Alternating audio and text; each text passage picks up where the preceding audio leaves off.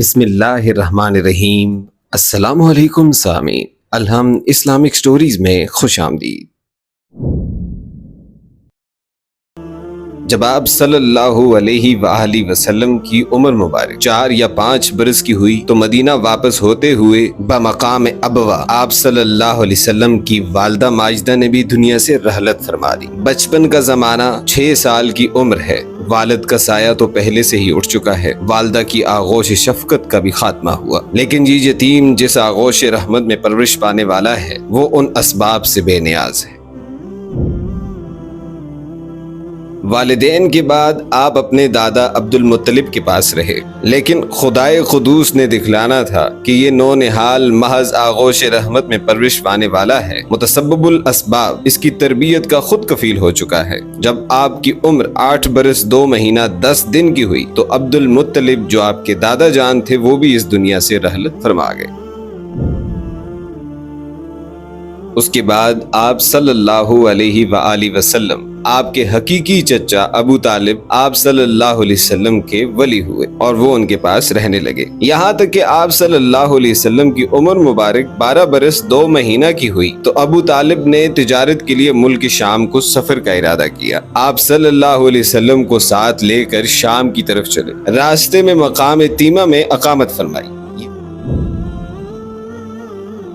یہود کے ایک بڑے عالم جن کو بحیرہ راہب کہا جاتا تھا آپ صلی اللہ علیہ وسلم کے پاس سے گزرے۔ آپ صلی اللہ علیہ وآلہ وسلم کو دیکھ کر ابو طالب سے خطاب کیا کہ یہ لڑکا جو آپ کے ساتھ ہے یہ کون ہے؟ ابو طالب نے کہا میرا بھتیجا ہے۔ بحیرہ نے کہا کیا آپ اس پر مہربان ہیں اور اس کی حفاظت کرنا چاہتے ہیں؟ ابو طالب نے کہا بے شک۔ یہ سن کر بحیرہ نے خدا کی قسم کھائی اور کہا اگر تم اس کو شام سے لے گئے تو یہود اس کو قتل کر ڈالیں گے، کیونکہ یہ خدا کا نبی ہے جو یہود کے دین کو منسوخ کر دے گا۔ میں اس کی صفات اپنی آسمانی کتاب میں پاتا ہوں۔ بحیرہ راہب چونکہ تورات کا عالم تھا اور تورات میں آپ صلی اللہ علیہ وسلم کا پورا حلیہ مرکوز ہے، اس لیے اس نے دیکھ کر آپ صلی اللہ علیہ وسلم کو پہچان لیا کہ یہ وہی خاتم الانبیاء ہیں جو تورات کے منسوخ اور احبار یہود کی حکومت کا خاتمہ کریں گے۔ ابو طالب کو بحیرہ کے کہنے سے خطرہ پیدا ہوا اور آپ صلی اللہ علیہ وسلم کو مکہ معظمہ واپس کر دیا۔ مکہ معظمہ میں خدیجہ رضی اللہ تعالی عنہا اس وقت ایک مالدار عورت تھی اور ساتھ ہی نہایت عقل مند اور تجربہ کار تھی۔ جن لوگوں کو ہوشیار اور معتبر سمجھتی ان کو اپنا مال سپرد کر دیتی کہ فلاں جگہ جا کر فروخت کراؤ، اس قدر تم کو بھی دیا جائے گا۔ رسول اللہ صلی اللہ علیہ وسلم کی نبوت کا اگرچہ اس وقت ظہور نہ ہوا تھا، لیکن آپ کی دیانت اور امانت کا تمام مکہ والوں میں بڑا شہرہ تھا اور ہر ایک کو آپ صلی اللہ علیہ وسلم کے برگزیدہ اور پاک اخلاق کا اعتبار تھا۔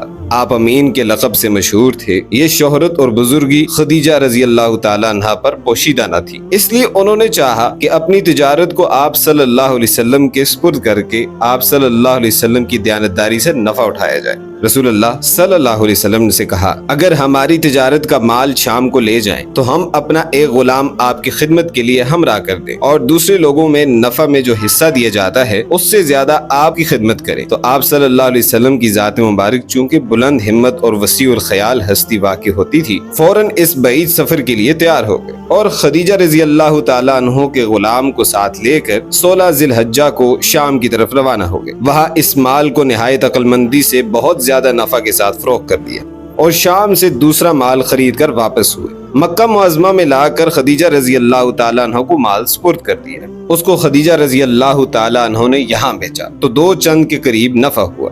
شام کے راستے میں جب آپ ایک مقام پر ٹھہرے ہوئے تھے، ایک راہب نستور نامی نے آپ کو دیکھا اور نبی آخر الزمان کی جو علامتیں پہلی کتابوں میں لکھی تھیں آپ میں دیکھ کر پہچان گیا۔ راہب حضرت خدیجہ رضی اللہ تعالی عنہ کے غلام کو جانتا تھا تو اس سے پوچھتا ہے کہ تیرے ساتھ یہ کون شخص ہے؟ اس نے کہا کہ مکہ معظمہ کے رہنے والے ہیں، قریش میں ایک شریف نوجوان ہے۔ اس نے کہا کہ میں جانتا ہوں کہ یہی نبی ہوں گے۔